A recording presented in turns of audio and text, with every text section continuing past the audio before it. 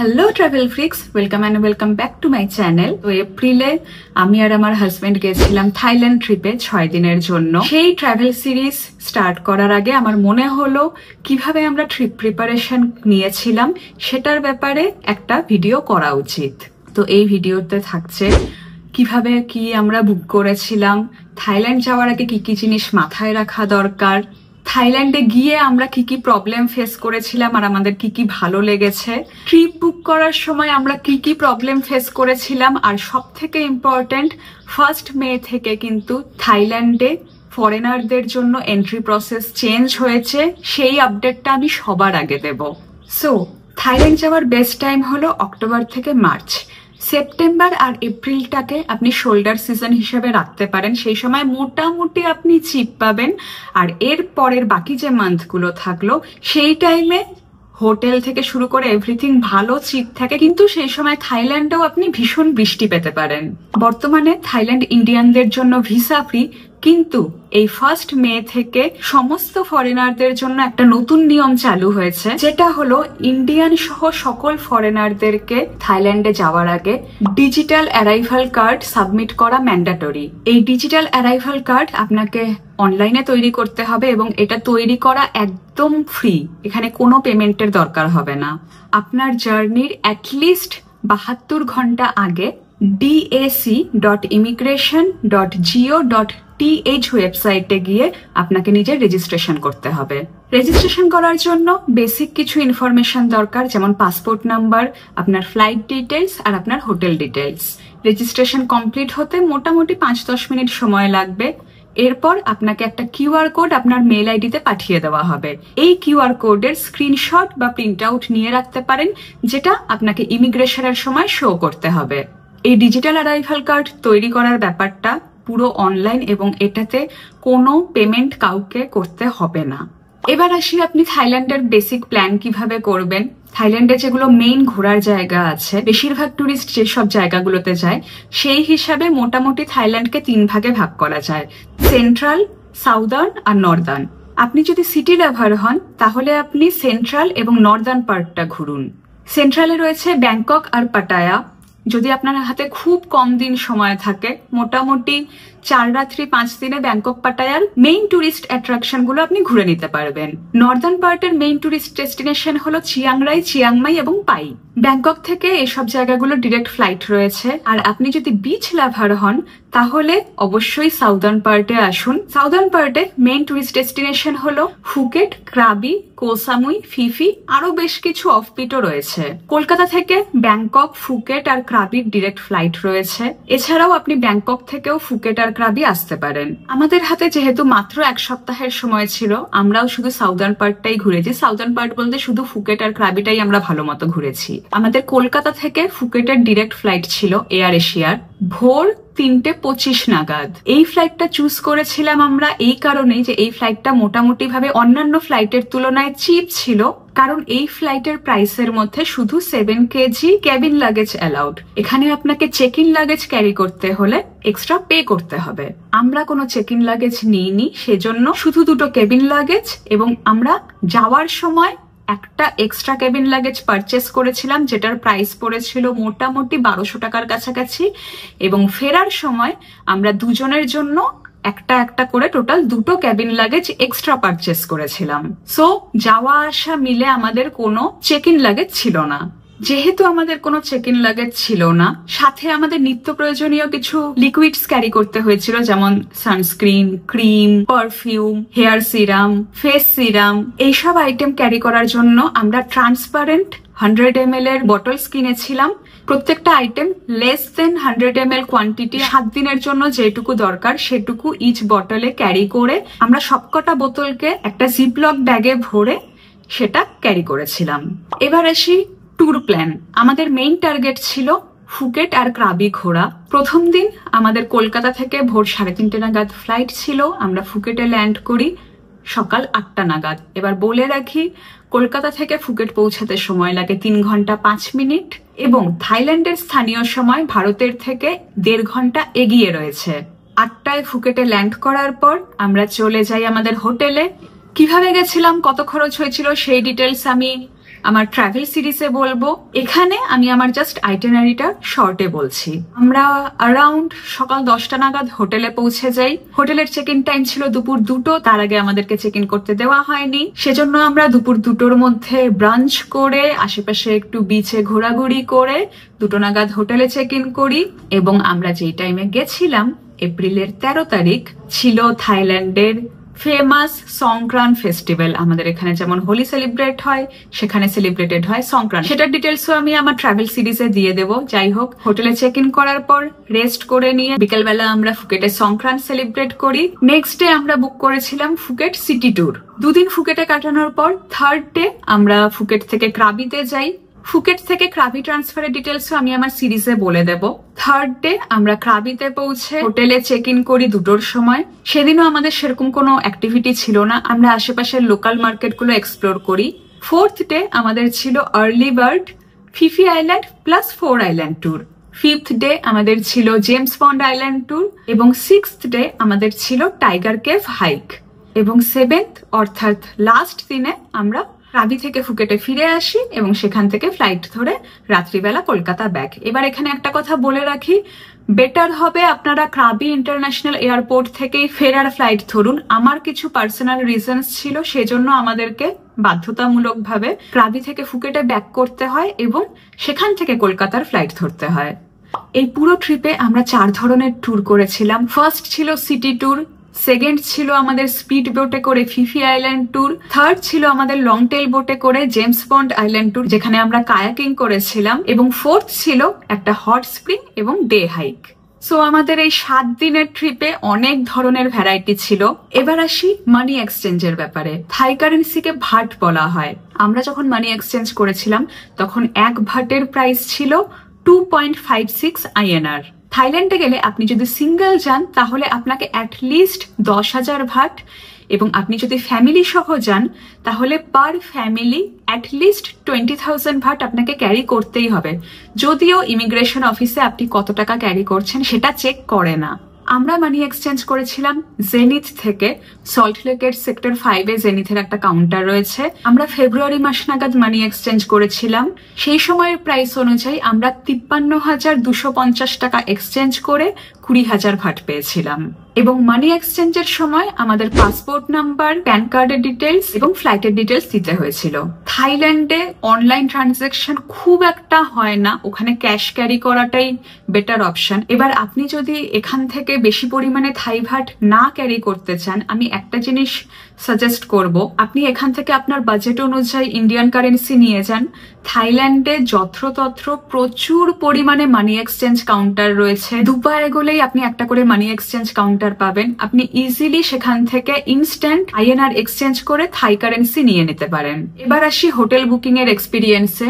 আমরা hotel book করেছিলাম make মাই trip app থেকে। ফুকেট এবং ক্রাবি 2টো জায়গারই সব থেকে জমজমাট এরিয়াতে আমরা হোটেল বুক করেছিলাম, ফুকেটের পাটং এবং ক্রাবির আওনাং এরিয়াতে।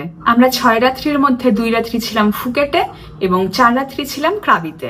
এবার যে ডে ট্রিপ গুলো আমরা করেছিলাম সেগুলো আমরা প্রি বুক করে গেছিলাম ক্লুক অ্যাপের থ্রু। গুগল প্লে স্টোরে 2টো আপনি খুব ভালো অ্যাপ পেয়ে যাবেন এই ট্রিপগুলো বুক করার জন্য, ক্লুক এবং গেট ইওর গাইড। আমি 2টো অ্যাপেই ট্যালি করে দেখেছিলাম। ক্লুকে আমি সব থেকে ভালো এবং সস্তার অফার পেয়েছিলাম, তাই আমি সবগুলো ট্রিপই ক্লুক অ্যাপের থ্রু বুক করেছিলাম। সব ট্রিপগুলোতেই আমাদের pick up and drop hotel থেকেই ছিল। প্রত্যেকটা ট্রিপের অ্যাটলিস্ট 2 দিন আগে সেই এজেন্টরা আমাদের সাথে কন্ট্যাক্ট করতো। তারা আমাদের hotel details, room number, everything নিয়ে রাখতো। আমাদেরকে ওরা টাইম বলে দিত আগে থেকেই যে এই টাইমের মধ্যে আমাদেরকে রেডি হয়ে হোটেল লবিতে প্রেজেন্ট থাকতে হবে। ওরা একদম অন টাইমে আসতো, আমাদেরকে পিক আপ করে নিয়ে যেত। এবার আসি সিম কার্ড। সিম কার্ডও আমি ক্লুক অ্যাপের থ্রুই বুক করেছিলাম। আমাদের সিম কার্ডের প্রাইস পড়েছিল 600 টাকা। যেহেতু আমরা মাত্র 7 দিনের জন্য ছিলাম, আমরা একটা সিম কার্ড নিয়েছিলাম ডিট্যাক কোম্পানির। সেটা আমরা 600 টাকায় পেয়েছিলাম 50 GB নেট 10 দিনের জন্য। এর কমে আর কোনো অফার ছিল না। ক্লুক অ্যাপে বুকের পর ওরা আমাদেরকে একটা ভাউচার দিয়ে দিয়েছিল, সেটা আমরা ফুকেট এয়ারপোর্টে ডিট্যাক সিমের যে কাউন্টারটা আছে সেখানে শো করেছিলাম। সেখান থেকে আমাদেরকে সেই সিম কার্ডটা ওরাই মোবাইলে ইনস্টল করে দিয়েছিল। এবার আসি ট্রান্সপোর্টের কথায়। আমাদের এখানে ক্যাব বুকিং এর ক্ষেত্রে যেমন ওলা উবের অ্যাপ চলে, ওখানে চলে হলো গ্র্যাব, বোল্ট। বাস, ট্রেন বা ফেরি বুকিং এর ক্ষেত্রে টুয়েলভকো অ্যাপ সব থেকে নির্ভরযোগ্য।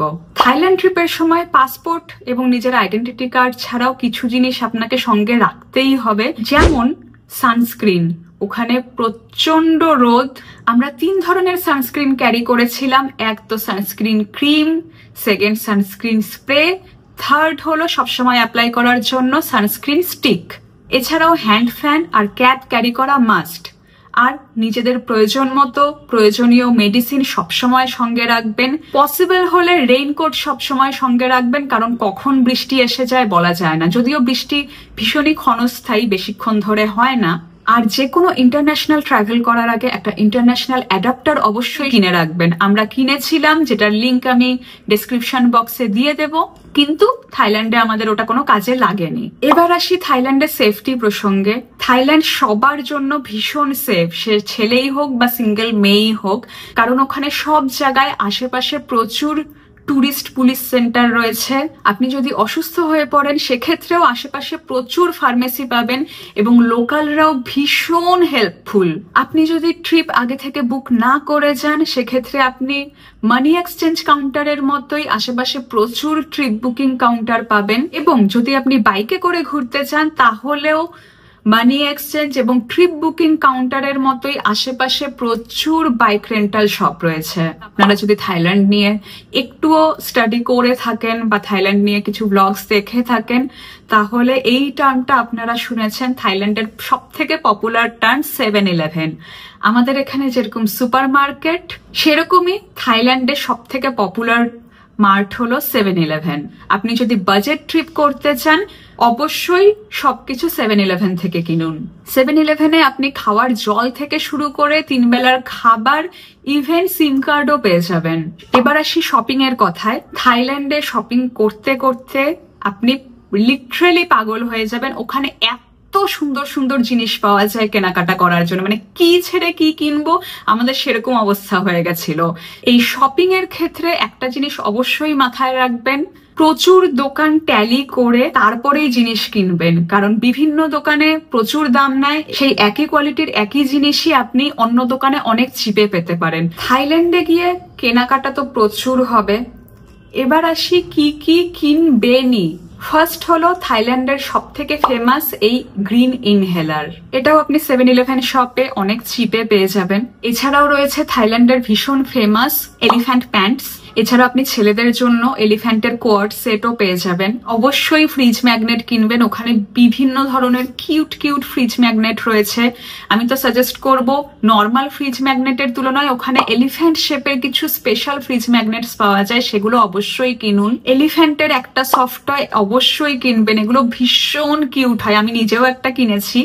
থাইল্যান্ড সিল্কের শলস পাওয়া যায় ওখানে, শলস ঠিক নয়, স্কার্ফের মতো বলা যেতে পারে, সেটা অবশ্যই কিনবেন। আপনার যদি জার্নাল লিখতে খুব ভালো লাগে তাহলে থাইল্যান্ডে এলিফ্যান্ট প্রিন্টেড কভারের খুব সুন্দর সুন্দর হ্যান্ডমেড নোটবুক বিক্রি হয়, সেটা অবশ্যই কিনতে পারেন। এছাড়াও 7-Eleven শপে আপনি বিভিন্ন ধরনের চকলেটস পাবেন। 7-Eleven থেকেই কিনতে বললাম এই জন্য কারণ বাইরের মার্কেটে দাম বেশি হতে পারে, তো সেই চকলেটগুলো একবার ট্রাই অবশ্যই করে দেখবেন। এবার আসি দুটো প্রবলেমের কথায় যেটা আমরা ফেস করেছিলাম। আমরা প্রথমে হোটেল বুকিং ট্রাই করেছিলাম আগোডা অ্যাপ থেকে। এবার আমাদের কাছে কোনো ভিসা ডেবিট কার্ড বা ক্রেডিট কার্ড ছিল না, আমার কাছে শুধু ছিল SBI গ্লোবাল মাস্টার কার্ড, যেটার ইন্টারন্যাশনাল ট্রানজাকশন অলরেডি অ্যাক্টিভ করা ছিল। কিন্তু এই অ্যাপটা দিয়ে যখন আমরা আগোডা বা MMT অ্যাপে হোটেল বুক করতে চাই বা ক্লুক অ্যাপে বা গেট ইউর গাইড অ্যাপে ট্রিপস গুলো বুক করতে চাই, এই অ্যাপগুলোতে কার্ডটা কিছুতেই অ্যাকসেপ্ট করেনি। ইভেন আমরা যখন SBI এর কাস্টমার কেয়ারেও ফোন করেছিলাম, ওরা কোনোভাবেই হেল্প করতে পারেনি। এই অ্যাপের কাস্টমার কেয়ারেও কোনোভাবেই হেল্প করতে পারেনি। এরপর আমার হাজবেন্ডের পাঞ্জাব ন্যাশনাল ব্যাংকের রুপে কার্ড দিয়ে আমরা MMT অ্যাপে হোটেলগুলো বুক করি, কিন্তু আগোডা অ্যাপ কিন্তু রুপে কার্ডও অ্যাকসেপ্ট করেনি। এই রুপে আর SBI গ্লোবাল মাস্টার কার্ড দিয়ে আমাদের সব থেকে হ্যারাসমেন্ট হয়েছে ডে ট্রিপগুলো বুক করার সময়। গেট ইউর গাইড বা ক্লুক অ্যাপ দুটোর একটাতেও এই দুটো কার্ড অ্যাকসেপ্ট করেনি। তো যখন আমার আর আমার হাজবেন্ড কারোরই কোনো কার্ড কাজ করছিল না, এদিকে টাইমও পার হয়ে যাচ্ছিল, আমাদের হাতে আর মাত্র 15 দিন মতো সময় ছিল, সেই সময় আমার ফাদার ইন লর HDFC visa platinum debit card দিয়ে ফাইনালি ক্লুক অ্যাপের থ্রু আমরা ট্রিপগুলো বুক করি। এই পুরো হ্যারাসমেন্টটা আমাদের প্রায় 1 সপ্তাহ ধরে চলেছিল। সো আমি সাজেস্ট করব আপনারা যখন কোনো ইন্টারন্যাশনাল ট্রানজাকশন করতে যাবেন, please avoid SBI global master card. এর থেকে আইসিআইসিআই, এইচডিএফসি, অ্যাক্সিস ব্যাংক এগুলোর visa master card far better. তবে আপনি যেই কার্ডই ইউজ করুন না কেন, আগে চেক করে নেবেন যে ইন্টারন্যাশনাল ট্রানজাকশন অ্যাক্টিভ করা আছে কিনা। এবার আসি থাইল্যান্ডে আমাদের সাথে হওয়া স্ক্যামের ব্যাপারে। থাইল্যান্ডে ট্যুরিস্টদের সাথে হওয়া কিছু স্ক্যামের ব্যাপারে আমি অলরেডি পড়ে গেছিলাম, যেটা আমাদের সাথে হতেও হয়নি, সেটার ব্যাপারেও আমি পড়ে গেছিলাম, সেজন্য আমরা বেঁচে গেছি। তো আমি অলরেডি আপনাদেরকে জানিয়ে রাখছি এটার ব্যাপারে। আমরা একটা রেস্টুরেন্টে খেতে গেছিলাম। থাইল্যান্ডে যখনই আপনি কোনো রেস্টুরেন্টে যাবেন, যেই আইটেমগুলো আপনি অর্ডার করবেন, মেনু কার্ডে সেই আইটেমগুলোর ছবি তুলে রাখবেন প্রাইস সহ। যখন ওরা বিল দেয় তখন দেখি একটা আইটেমের প্রাইস ওরা বাড়িয়ে বিলটা করেছে। তো আমরা তখন বললাম, তখন বলছে না এটার প্রাইস তো যা লেখা আছে সেটাই। তখন আমরা বললাম মেনু কার্ডটা আনো। তখন ওরা যখন মেনু কার্ডটা এনে দেয়, সেখানে আমরা দেখাই যে না এটার প্রাইস কম লেখা আছে, আপনারা বেশি লিখেছেন। তখন ওরা বলে ও সরি ম্যাডাম, ভুল হয়ে গেছে, বলে ওরা প্রাইসটা কমিয়ে দেয়। তো এইভাবেই আমরা জাস্ট স্ক্যামড হতে হতে বেঁচেছি। আর একটা জিনিস না বললেই নয়, যে রেস্টুরেন্টে আমরা স্ক্যামড হতে চলেছিলাম সেটা একটা ইন্ডিয়ান রেস্টুরেন্ট ছিল। এবার আসি এই 7 দিনে থাইল্যান্ডে আমাদের দুজনের কতটা খরচা হয়েছে। প্রথমেই জলপাইগুড়ি থেকে কলকাতার ট্রেন, দেন কলকাতা থেকে ফুকেটের ফ্লাইট, যাওয়া আসা, এক্সট্রা লাগেজ সব সহ আমাদের গেছে প্রায় 38,000 টাকা। হোটেল খরচ 6 রাত্রির আমাদের লেগেছে প্রায় 24,000 টাকা, অর্থাৎ পার নাইট আমাদের প্রায় 4,000 টাকা হোটেল ভাড়া গেছে। এবার আমরা যে 4টে ডে ট্রিপ বুক করেছিলাম সেখানে গেছে টোটাল 36,000 টাকা। আর আমরা 20,000 থাই ভাট ক্যারি করেছিলাম, তার মধ্যে থেকে 17,000 থাই ভাট খরচ হয়েছে, সেটা হলো মোটামুটি 45,000 টাকার কাছাকাছি। সো আশা করি আপনারাও যদি নিজেরা থাইল্যান্ড ট্রিপ প্ল্যান করতে চান, এই ভিডিওটা আপনাকে অনেকটা হেল্প করতে পারে। যদি এর পরেও আরো কিছু জানার থাকে অবশ্যই কমেন্ট বক্সে কমেন্ট করে জানান। বাকি যে খুঁটিনাটি ডিটেলস গুলো রয়েছে সেগুলো আমি যখন আমার সিরিজ স্টার্ট হবে সেখানে আমি সব ডিটেলসে বলে দিব। সব থেকে ইম্পর্টেন্ট যেগুলো হলো ডে ট্রিপ গুলো আমরা কিভাবে বুক করলাম ক্লুক অ্যাপের থ্রু। So thank you for watching this video. Next blog আসা অব্দি সায়োনারা।